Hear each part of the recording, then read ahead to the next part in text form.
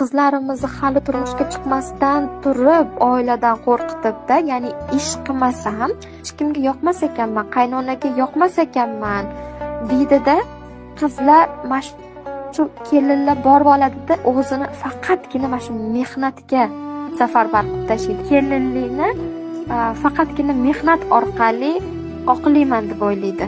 Hech qachon qizinglarga mana shu gapni aytmanglar. Hech qachon birovi uyiga borganda qiynalasan demang. Siz hozirdan qizingizni hayot ssenariysini yaratib beryapsiz. U qizingizni hayotga ssenariylariga har bitta gapingiz yozilyapti. Ertaga borganda qiynalasan. Bo'ldi, o'sha nima deyapti? Demak, qiynalish kerak ekan. Demak, qiyinchiliklardan o'tish kerak ekan. Bo'ldi, hozir shunaqa hayotni yes qilamiz-da. Hozir shunaqa hayotni to'g'irlab beramiz. Siz o'zingiz bilmagan holatda qizingiz uchun mana shunaqa hayotni, mana shunaqa kelajakni hozirlayotgan bo'lasiz.